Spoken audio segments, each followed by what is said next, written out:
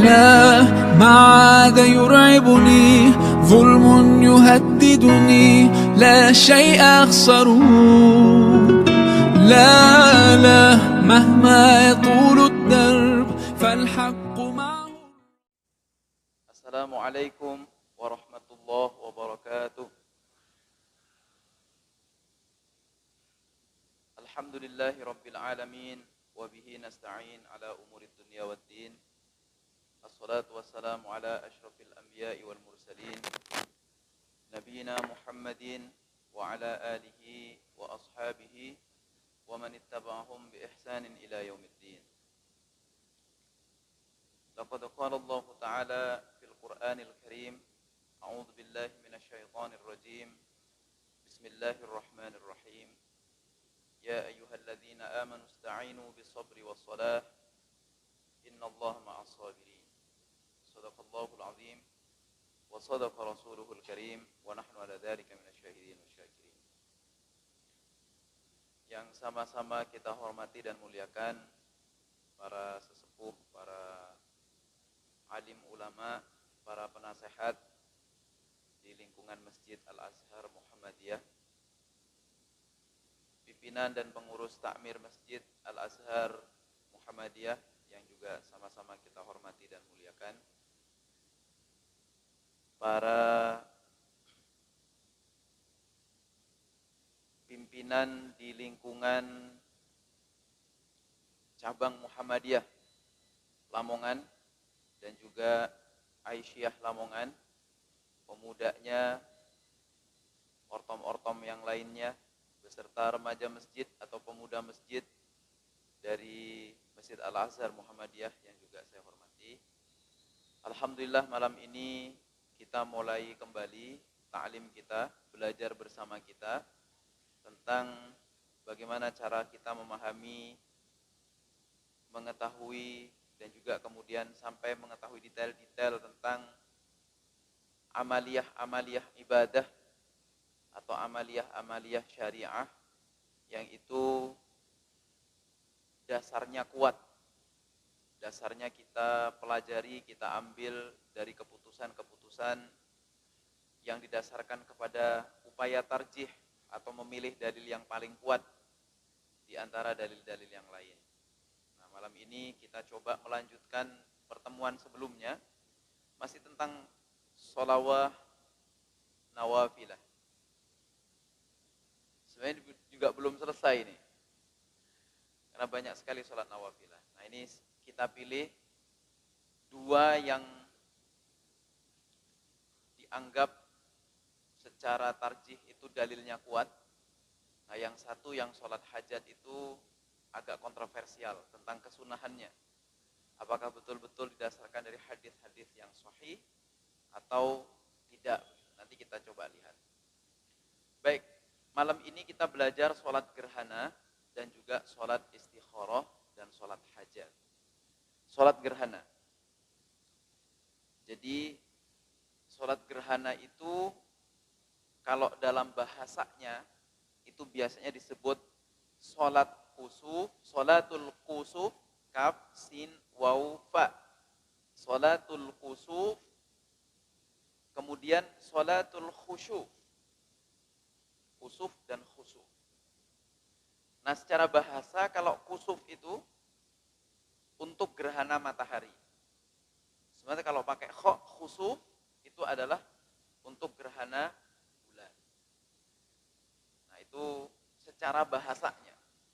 Dan memang kemudian para ulama fikih itu mensepakati tentang pemilahan ini. Namun demikian di hadis antara khusuf sama kusuf itu kadang-kadang Rasulullah Shallallahu Alaihi Wasallam menyebutnya secara bolak-balik. Kadang kusuf yang dimaksud adalah gerhana bulan, sementara khusuf adalah gerhana matahari. Tidak seperti pemaknaan bahasanya bahwa kusuf itu untuk matahari dan khusuf itu untuk bulan. Baik. Nah, karena itu sholat gerhana seperti barusan saya sampaikan dalam hadis Nabi, Rasulullah menyebut khusuf dan kusuf matahari dan juga gerhana bulan. Bagaimana hadisnya? Nah, ini hadisnya. Inna syamsa wal qamara ayatani min ayatillah. Sesungguhnya matahari dan bulan beserta peredarannya dan seluruh gejala alam yang terjadi pada keduanya, ayatani adalah tanda-tanda, dua tanda, min ayatillah, dari tanda kekuasaan Allah. Wa innahuma la yakhsifani, bahwa keduanya, yaitu matahari dan bulan, la yakhsifani, tidak mengalami gerhana, limauti ahadin, karena matinya seseorang, atau sebaliknya hidupnya seseorang. Wa idza kana dzaka, bila terjadi seperti itu, yakni gerhana matahari atau gerhana bulan, fasallu, maka bersegeralah untuk salat. Wada'u, dan kemudian berdoalah, hatta yakshifa ma bikum, sampai kemudian selesai gerhananya itu. Nah, jadi di sini Rasulullah Shallallahu Alaihi Wasallam untuk menyebut gerhana matahari dan juga gerhana bulan itu dengan khusuf, yakhsifani. Nah, kalau ini riwayat Muslim, fi matni Muslim, dalam riwayat Muslim, fa idza ra'aitumuhuma fad'ullaha wa shallu hatta yankashifa. Nah, sama maknanya. Jika kalian melihat keduanya mengalami, matahari dan bulan itu mengalami gerhana, fad'ullah, maka segeralah untuk berdoa kepada Allah, wa shallu hatta yankashifa, dan sholatlah sampai kemudian selesai gerhana itu. Nah, bapak-bapak, ibu-ibu sekalian yang saya hormati, jumlah rokaatnya bagaimana? Ini sebenarnya sudah umum kita ketahui, cuma ingin memastikan saja. Sholat gerhana terdiri dari 2 rokaat. Terdiri dari 2 rokaat dengan 4 ruku dan 4 sujud. Jadi dengan 4 ruku dan 4 sujud. Pada setiap rokaat terdiri dari 2 ruku dan 2 sujud. Makanya kemudian disebut pada keseluruhannya ada 4 ruku dan ada 4 sujud. Nah, ini seperti satu hadis yang diriwayatkan oleh Imam Bukhari dan Muslim, diriwayatkan dari Aisyah radhiyallahu anha dan Jabir radhiyallahu anhu. Lalu tata cara sholat gerhana bagaimana? Nah, beberapa waktu yang lalu kita baru melakukan itu. Baru saja kita mengalami gerhana yang katanya tidak akan terjadi sebelum 14 tahun ke depan lagi. Jadi 14 tahun baru akan terjadi lagi. Jadi sholat gerhana dilakukan secara berjamaah. Harus berjamaah, tidak sendirian. Harus dilakukan berjamaah. Karena salah satu syaratnya, kalau pendapat Imam Abu Hanifah ini agak menyimpang sedikit pendapat-pendapat para imam madhab. Imam Abu Hanifah itu menyatakan syaratnya itu sama seperti sholat Jumat. Nah, sholat Jumat itu harus ada jamaahnya, ada imam sama khotibnya. Nah, karena dalam sholat gerhana itu harus ada khutbahnya. Imam Abu Hanifah malahan mengatakan sholat gerhana sama sholat Jumat itu sama. Cuman bedanya kalau sholat gerhana, sholat dulu baru khutbah. Sama seperti sholat Aid. Nah, sementara kalau sholat Jumat itu adalah kita mendengarkan khutbah dulu, baru kemudian sholat. Apakah tata caranya sama seperti tadi? Imam Abu Hanifah enggak, mengatakan sama seperti sholat Id atau sholat Jumat. Nah, cuman jumhur para ulama mengatakan seperti tadi, bahwa ada 4 ruku dan ada 4 sujud. Nah, kemudian dimulai di awal terjadinya gerhana hingga berakhir gerhana. Jadi memang karena gerhana itu kadang-kadang bisa sampai sekian menit, mulai dari permulaan gerhana sampai berakhirnya, ada yang kadang 20 menit, ada yang bahkan lebih dari 20 menit, meskipun yang gerhana totalnya itu paling dalam hitungan menit saja. Tapi dari awal sampai akhirnya itu panjang sekali. Nah, karena panjang, maka sholat gerhana ini memang benar-benar lama.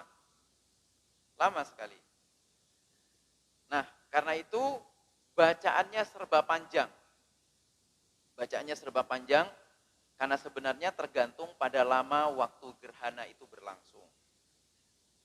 Nah, pada saat mulai gerhana, salah seorang berseru mengajak orang-orang untuk sholat gerhana berjamaah dengan seruan as-sholatu jami'ah. Tanpa adzan dan tanpa iqomah. Jadi nggak usah adzan, nggak usah iqomah lagi. Langsung as-sholatu jami'ah, kemudian langsung mulai sholat.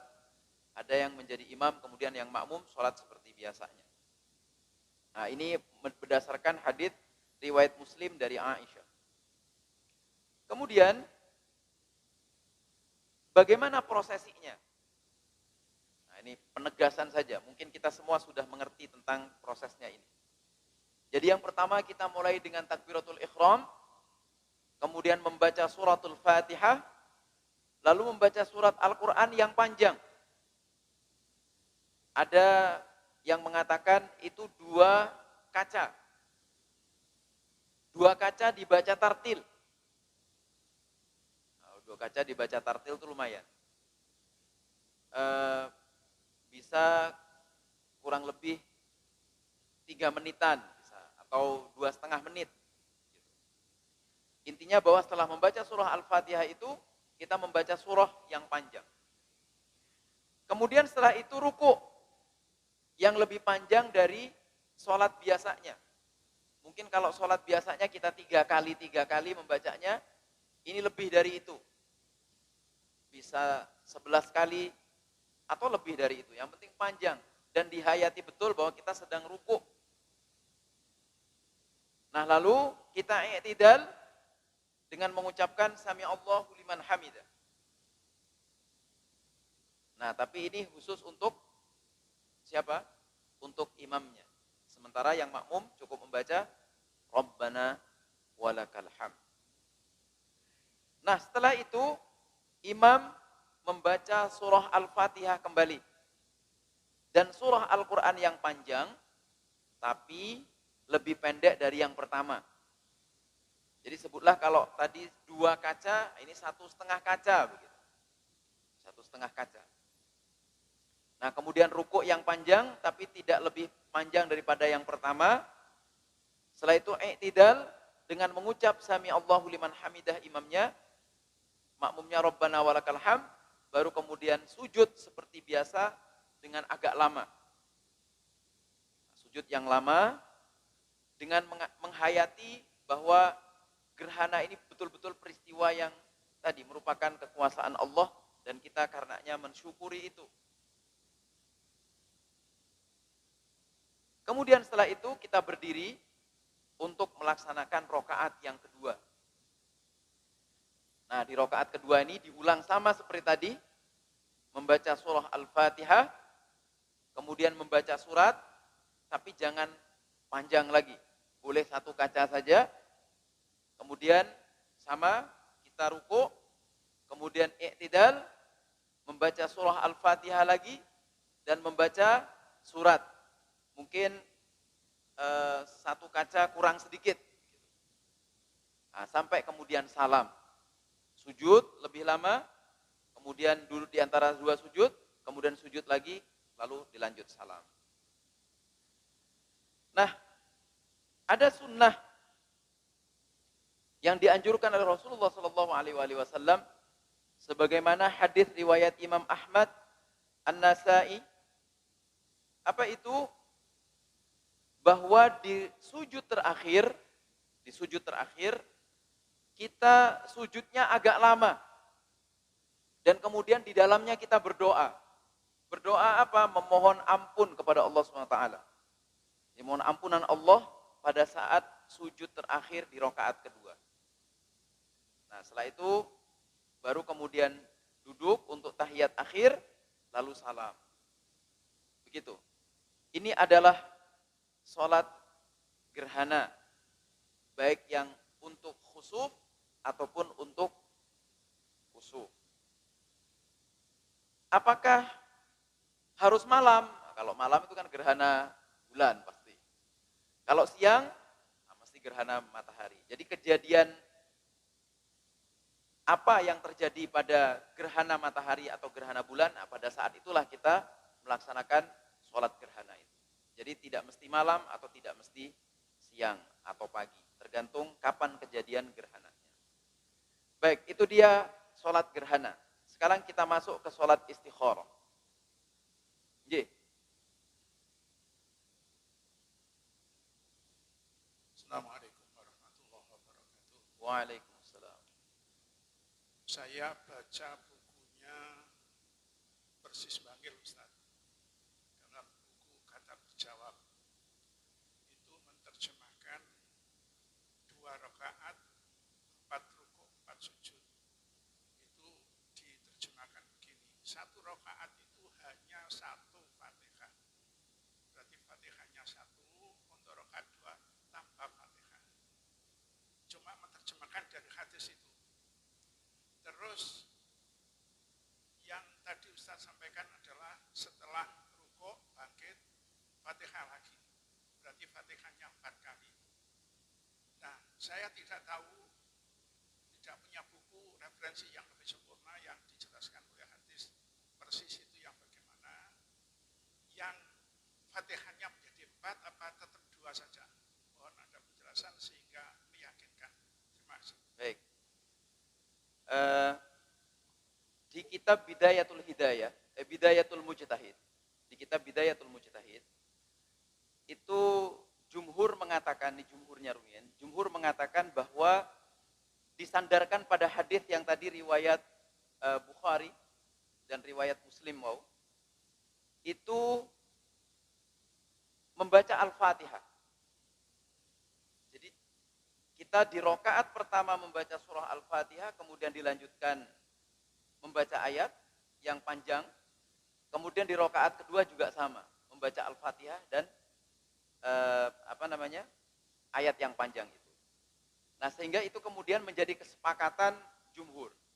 Yang tarjih juga sama pendapatnya seperti itu, mengacu kepada hadis yang diriwayatkan oleh Imam Bukhari tadi. Nah, memang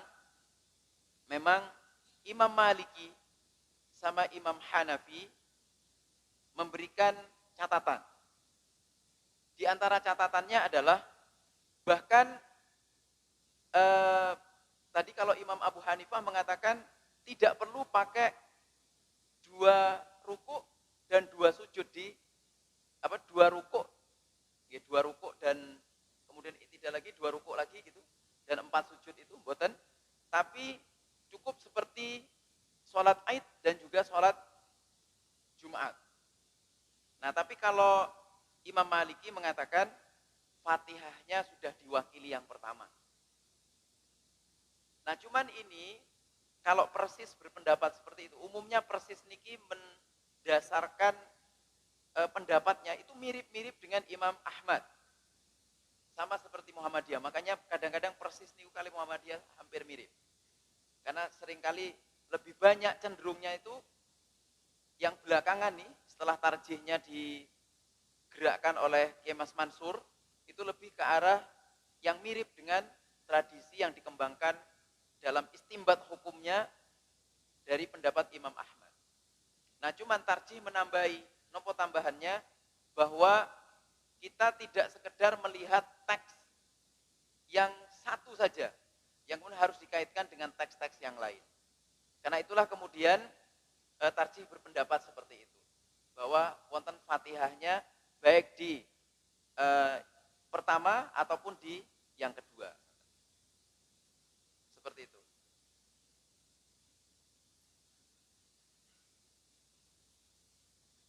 Memang nopo akhirnya ijtihadi. Nggih, ijtihadi. Yang dimaksud ijtihadi di sini nun sewu, panjenengan mestinya sudah bisa memahami ijtihadi, tapi saya ingin menyampaikan ke semuanya saja.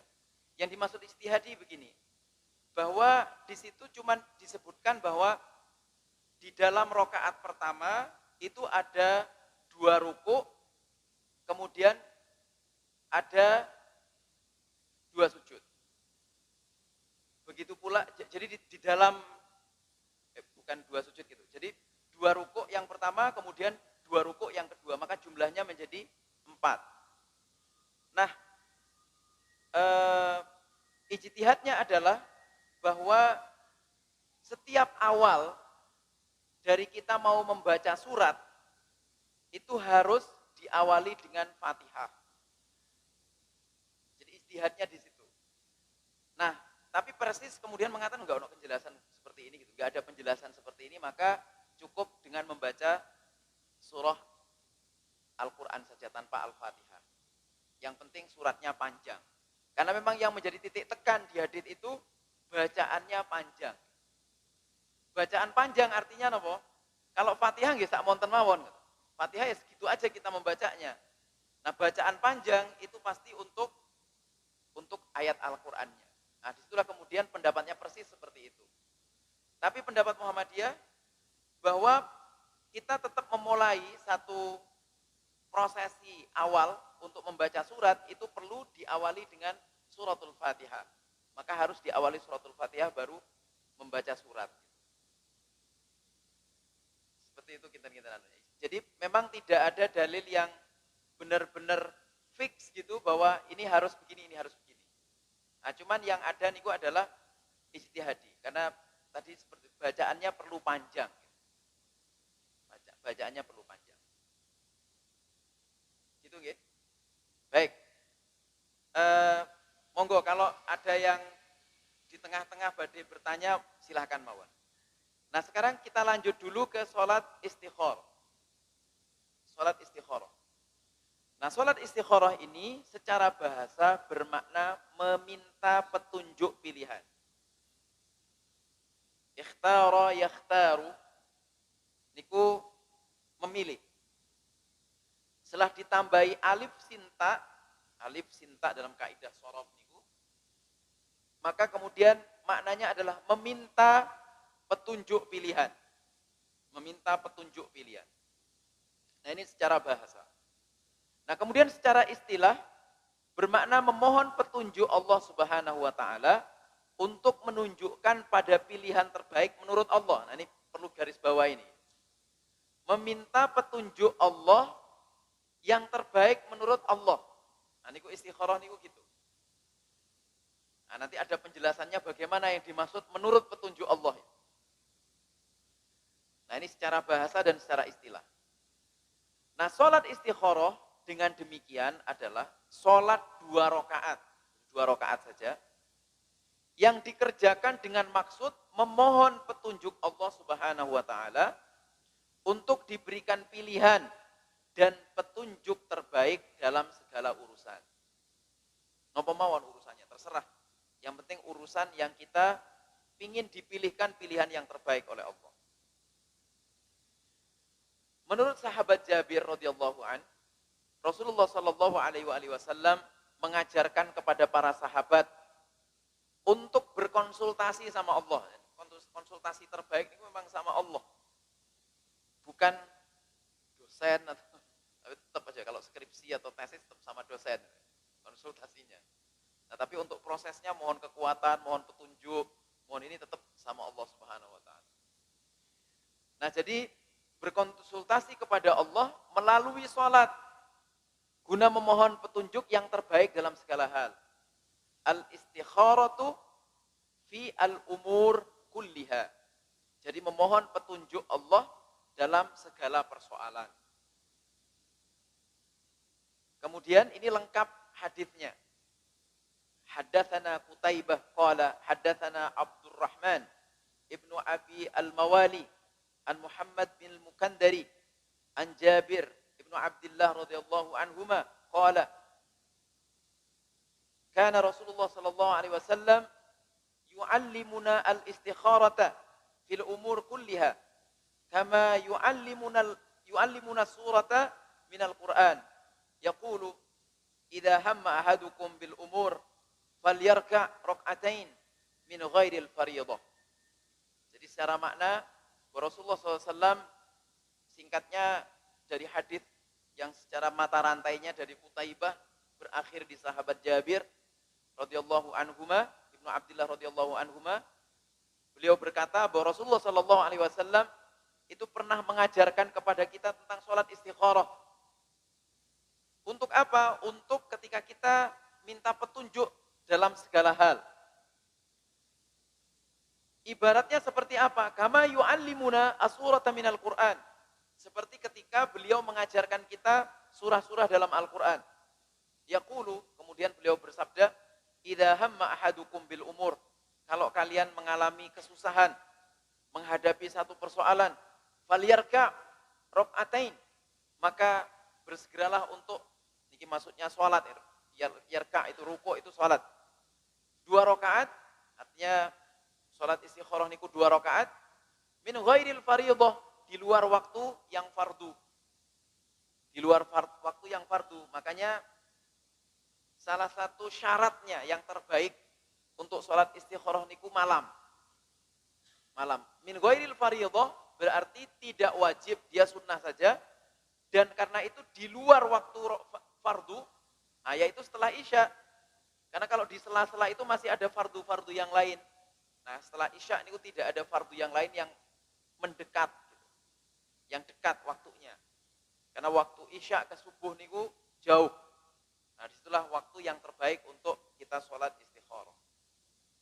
Bapak Ibu sekalian yang saya hormati, jadi sholat istikharah itu dituntunkan bukan hanya ketika bingung atau kesulitan dalam menghadapi persoalan pelik dan menentukan jodoh misalnya. Nah, bukan cuma sekedar itu. Tapi apa? Boleh dikerjakan dalam segala hal atau urusan atau kebutuhan. Apakah dalam memutuskan persoalan pekerjaan, melanjutkan pendidikan, dan lain semacamnya. Nah, ini fungsi dari sholat istikharah. Bahkan ada beberapa ulama yang berpendapat, pun ketika kita tidak menghadapi masalah pelik, kita disunnahkan untuk sholat istikharah. Supaya apa? Supaya kita tetap terkonek dengan Allah, terhubung dengan Allah dalam memutuskan segala hal menyangkut kita. Karena setiap hari pasti kita memutuskan banyak hal. Kita mau begini. Nah, itu mudah-mudahan dengan kita sholat istikharah, Allah memutuskan atau memilihkan pilihan yang terbaik menurut Allah. Baik. Nah, sholat istikharah ini dilakukan karena manusia sebagai makhluk memiliki keterbatasan dalam mengetahui persoalan-persoalan gaib yang akan terjadi nanti. Sehingga manusia perlu berkonsultasi kepada Allah, Zat yang maha mengetahui dan maha menguasai segala hal yang gaib tentang masa depan. Nah, ini jumlah rakaat sholat istikharah adalah 2 rakaat di luar waktu sholat fardu. Seperti tadi saya katakan. Lebih afdal jika dikerjakan pada malam hari. Lebih utama lagi ketika qiyamul lail. Setelah salam, sholat istikharah dilanjutkan untuk membaca doa dengan khusyuk yang diajarkan Nabi berikut ini. Allahumma inni astakhiruka bi'ilmika wa astaqdiruka biqudratika wa as'aluka min fadlika al-azim fa innaka taqdiru wa la aqdiru wa ya'lamu wa la a'lam wa anta 'allamul ghuyub. Sampai akhir. Nah, niki doanya. Doa ketika kita sholat istikharah. Apakah ini harus dihafalkan? Nah, kalau mau pakai doa ini kita baca nggak apa-apa. Baca pun nggak apa-apa. Jadi tidak perlu dihafalkan, tapi hafal lebih bagus. Jadi dengan hafal itu kita kemudian menjadi lebih khusyuk, apalagi sampai paham maknanya. Kemudian dalam proses doa ini kita sebenarnya boleh berdoa itu pakai bahasa apapun. Asalkan secara substansi sama seperti isi doa yang diajarkan oleh Rasulullah Muhammad SAW.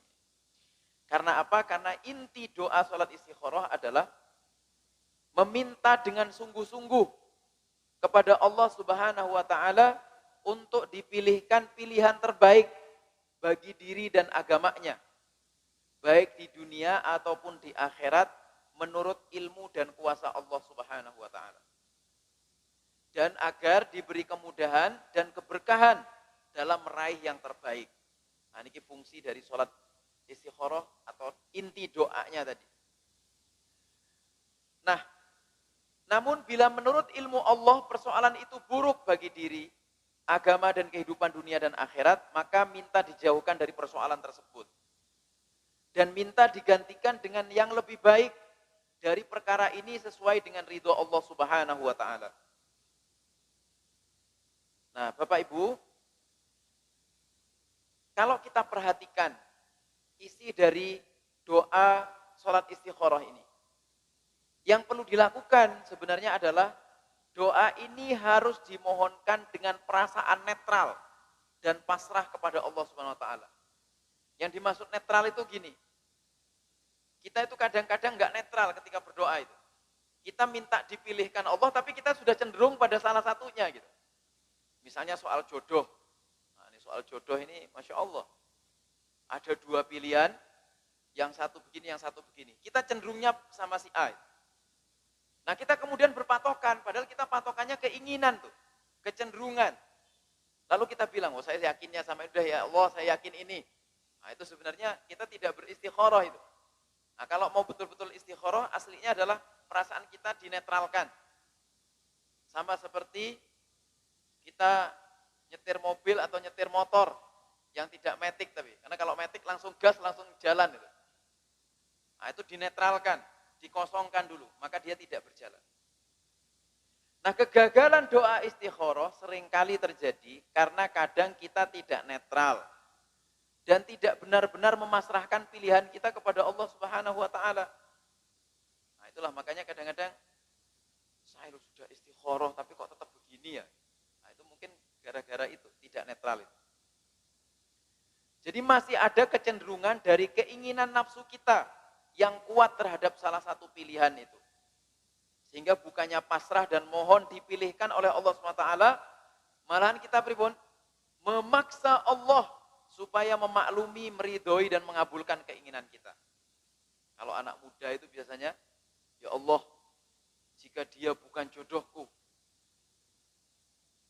ya tetap dekatkanlah ya Allah. Kalau dia bukan jodohku, jangan pernah dia dijodohkan dengan yang lain. Kecuali engkau mengubah takdirnya, jodohnya sama aku ya Allah. Nah, itu namanya maksa. Itu. Maksa Gusti Allah. Nggih, itulah Bapak Ibu sekalian. Jadi memang contoh yang paling aktual itu tentang jodoh kalau soal ini. Baik. Nah, doa sholat istikharah sebaiknya memang menggunakan lafal doa yang telah diajarkan Rasulullah SAW di atas. Namun bila tidak hafal, boleh tadi membaca langsung. Atau kalau ingin menyampaikan dalam bahasa Indonesia juga boleh, atau bahasa Jawa juga silahkan. Asalkan substansinya tidak menyimpang dari isi doa istikharah yang telah diajarkan Rasulullah itu. Karena intinya sebenarnya kita pasrah tadi. Kita bertawakal kepada Allah. Minta dipilihkan pilihan yang terbaik menurut Allah SWT. Baik. Nah, ini sekarang sholat hajat. Sholat hajat ini gimana sholat hajat ini? Nah, sholat hajat adalah sholat yang dilaksanakan karena ada kebutuhan tertentu. Tuntunannya didasarkan pada hadis riwayat At-Tirmidzi dan Ibnu Majah dari Abdullah bin Abi Aufa. Niki kula cek wau baik ting tarjih ataupun ting kitab yang memuat hadis-hadis sahih. Memang tidak ada tentang sholat hajat. Kalau sampai cek pakai yang digital, kalau pakai nopo namanya kata kunci sholatul hajah juga tidak muncul. Nah, tapi pas saya cek di al-mawdu'at wad-du'aif muncul hadis tentang sholat hajat. Ada terus di hadis itu disebutkan siapa saja yang memiliki hajat maka hendaklah berwudu dengan baik. Lalu sholat 2 rakaat atau 4 rakaat. Kemudian berzikir dengan membaca pujian terhadap Allah dan bersolawat atas Nabi Muhammad SAW. Setelah itu membaca tahlil, la ilaha illallah, membaca tasbih, subhanallah, dan tahmid, alhamdulillah. lalu berdoa sesuai hajat yang dimiliki. Menurut keterangan tentang hadis niki, hadis tentang sholat hajat adalah hadis gharib. Hadis gharib ini biasanya riwayat sahabatnya itu cuma satu. Kemudian hadis ini juga diriwayatkan oleh tabi'innya satu. Tabi'innya juga satu. Sehingga hadisnya gharib. Agak aneh gitu. Apakah Rasulullah ketika menyampaikan satu sabdanya, masa si sahabat yang mendengar cuma satu? Agak aneh, karena Rasulullah selalu menyampaikan pandangan, menyampaikan sabdanya, itu di Masjid Nabawi, yang saat itu pasti banyak sahabat. Cuman mungkin sahabat yang mencatat beberapa itu. Sehingga di situ selalu mengatakan hadatsana gitu. Pakai na. Banyak gitu. Nah, karena hadis ini gharib, maka kemudian perlu ditelusuri. Nah, setelah ditelusuri, kualitas hadis ini adalah sangat lemah, dhaif jiddan. Bahkan ada ulama muhaddits lain yang mengatakan bahkan batil dan mungkar. Batil ini berarti bisa dua itu. Salah satunya adalah syarat hadis batil itu orang yang meriwayatkannya itu kadzib, berbohong. Kalau hadis mungkar juga sama, ditambahi lagi muhadditsnya atau perawinya itu tidak thiqah, tidak terpercaya. Sehingga hadisnya mungkar. Atau hadis mungkar bisa saja ada periwayatan dari salah satu atau dua perawi yang diputus. Sehingga mata rantainya tidak ada yang bisa dipertanggungjawabkan. Nah, makanya hadisnya kemudian mungkar. Nah, karena itulah hadis tentang sholat hajat ini kemudian dipandang tidak bisa dijadikan hujjah. Terus kalau kita punya hajat bagaimana cara kita meminta sama Allah? Nah, ini pendapat tarjih. Oleh karena itu, kalaupun ada hajat atau kebutuhan yang ingin disampaikan dalam sholat, maka cukup melakukan sholat istikharah dan menyampaikan hajat atau kebutuhannya dalam doa setelah sholat istikharah itu. Sebagaimana keterangan dalam masalah sholat istikharah tadi. Nah, sholat istikharah, tuntunan dan tata caranya jelas didasarkan pada hadis yang sahih. Nah, untuk istikharah itu cukup sholatnya 2 rakaat saja. Jadi kalau kita, wah itu gimana ya pastinya itu? Pasti cara mengerjakannya bagaimana? Boleh dikerjakan ketika kita sudah melaksanakan sholat sunnah ba'diyah isya.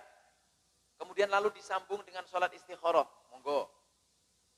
Atau misalnya kita tambahi sebelum kita sholat witir, kita tambahi sholat istikharah setelah kita sholat tahajud. Juga tidak masalah. Apakah boleh kita sholat istikharah dulu baru tahajud? Juga tidak masalah. Silakan sholat istikharah dulu, baru kemudian disambung sholat tahajud. Itu juga tidak apa-apa. Atau ada misalnya, ada teman saya itu, dia itu kebiasaan tidur jam 8.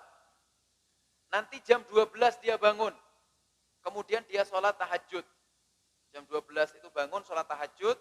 Kemudian sholat istikharah, lalu baca Quran. Jam 1 dia tidur lagi. Nanti jam 3, nah jam 3 itu kan biasanya adzan pertama. Nah jam 3 itu dia bangun lagi, khusus nambahi qiyamul lail yang lain. Hingga menikah menambahi sholat tahajud. Nah, jadi menambahi sholat tahajud, itu juga boleh. Nah intinya sebenarnya sholat istikharah ini, kalau dalam kitab-kitab itu disebutkan sebagai bagian dari qiyamul lail. Karena dia disunnahkannya itu dikerjakan pada waktu malam hari. Boleh enggak kita melaksanakan sholat istikharah siang hari? Tidak ada tuntunannya sih memang. Jadi kan kalau menurut kaidah usul fikih, jika ada satu perkara yang belum ada dalil yang mengharamkannya, maka perkara itu menjadi boleh. Nah tapi memang sebaiknya jika memang tuntunannya sudah ada di waktu malam, ya sebaiknya memang dikerjakan di waktu malam. Meskipun tidak ada larangan sholat istikharah di waktu siang. Nah tapi tadi ada keterangan lain juga kan bahwa min ghairil fardhah. Min ghairil fardhah itu berarti artinya jangan di sela-sela waktu fardu atau jangan kita mengerjakannya seolah-olah kemudian bagian dari fardu. Nah, bagian dari fardu itu misalnya kita sholat duhur, kemudian ba'diyah duhur, lalu tambahi istikharah. Gitu. Nah, itu seperti syadz karena ini kita melanjutkan sunnah ba'diyah duhur yang lain, karena ba'diyah duhur itu ada 4 rakaat atau bagaimana? Gitu. Nah, makanya memang sebaiknya sholat istikharah itu dikerjakan di waktu malam saja. Nah, Bapak Ibu sekalian yang saya hormati, ini sudah penutup. Saya mungkin ingin menambahi tadi belum saya jelaskan tentang yang gerhana tadi ada khutbahnya. Jadi setelah salam maka kemudian imam atau yang sekaligus menjadi khatib itu berdiri. Khutbah singkat saja. Khutbah singkatnya apa? Ya tetap diawali dengan rukun-rukun khutbah, yaitu membaca hamdalah, kemudian membaca syahadat, membaca sholawat, kemudian pesan takwa. Setelah itu menyampaikan secara singkat khutbah tentang kejadian alam semesta berupa matahari, gerhana bulan itu. Nah, di antara yang perlu disampaikan kalau mau secara ilmiah ya monggo, tapi yang penting singkat saja. Atau kalau mau yang berkaitan dengan sejarahnya boleh. Karena sejarahnya ini kan sebenarnya itu untuk mencela dan menghina Rasulullah Muhammad SAW karena salah satu putranya yaitu Ibrahim itu meninggal. Ketika kapundhut, ketika meninggal itu kemudian kok terjadi gerhana. Waktu itu gerhana bulan. Nah, setelah itu Rasulullah mendapatkan perintah untuk mengerjakan sholat gerhana ini. Dan lalu ada penjelasannya bahwa seperti disebutkan oleh hadits tadi bahwa inna syamsa wal qamar niku boten yaksifani la yaksifani li mauti ahadin. Bukan terjadi gerhananya itu karena sebab matinya seseorang. Nah, jadi di khutbah sholat gerhana juga disampaikan itu. Boleh menyampaikan yang lain, tapi boleh juga menyampaikan yang khususnya tentang tanda-tanda kekuasaan Allah. Mungkin itu saja nggih yang ini saya sampaikan. Ini sebentar lagi Isya. Kalau ada yang mau ditanyakan, dipersilahkan. Atau saya serahkan ke moderator, pembawa acara. Ada yang bertanya, Ibu barangkali? Ke durasi waktu sebelum Isya. Ustaz, yang lewat WA kemarin bisa dijelaskan?